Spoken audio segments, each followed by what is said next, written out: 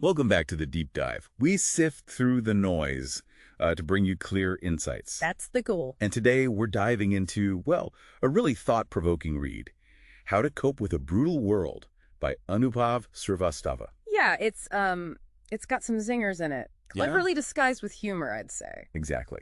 Our mission today is to unpack some of those truths, make these complex ideas, digestible. Sounds good. So let's kick off with this section, Srivastava's take on beliefs.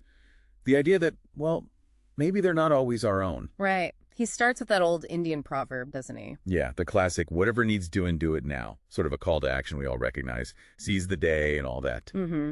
But what's really interesting is how Srivastava, apparently even as a kid, kind of poked holes in it. Oh, yeah. How so? He asked pretty simply, okay, but if the world's going to end tomorrow, why am I doing chores I hate? Huh.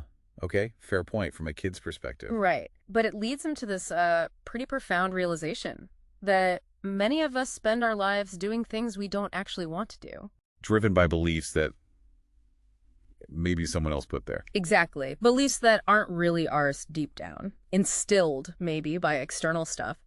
Propaganda, influence, you name it. So our drives might not even originate from within us. That's unsettling. It is. And to really hammer this home, he uses these, well, frankly, bizarre examples from nature. Okay, I'm intrigued. Okay, first up, the ant. You see an ant climbing a blade of grass over and over. Looks like pure persistence, right? Real go-getter ant. Yeah, you'd think, wow, dedication. But here's the kicker. Srivastava points out, often that ant's brain has been hijacked by a parasitic flatworm. Wait, what? Hijacked? Yeah, the parasite forces the ant to climb up high, makes it super visible. Why? So a sheep will eat it. No way. Wait, the flatworm needs to get into the sheep's gut to reproduce. The ant climbing, that's not the ant's goal at all. It gets zero benefit. It's just a taxi for the parasite. Okay, that's dark. So the analogy is, are we sometimes climbing a blade of grass? Putting in all this effort, thinking it's our ambition, but really it's serving some corporate flatworm, someone else's agenda. wow. That's a powerful comparison. Okay, so that's one example. You said there were more. Oh, yeah. It gets weirder. He brings up the toxoplasma parasite. Toxoplasma rings a bell. Yeah. Cats, right? Exactly. It needs to reproduce inside a cat. So how does it get there? It infects a rat. Okay. And here's the truly mind-bending part. It rewires the rat's brain.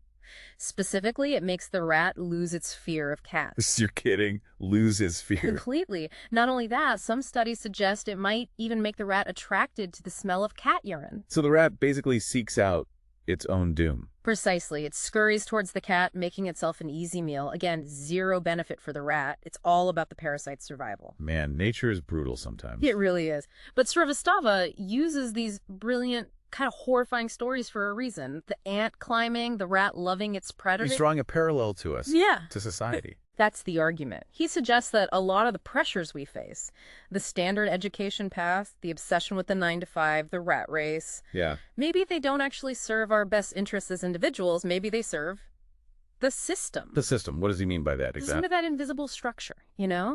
The established way of doing things, economic pressures, cultural expectations, the stuff that keeps itself going, whether it benefits us personally or not. So are we like the rat? Being subtly nudged towards becoming cat dinner for the system? That's the uncomfortable question he poses. It's pretty stark. He literally leaves us asking. The question is, do you want to be a rat? Wow. Okay. That definitely lands with impact.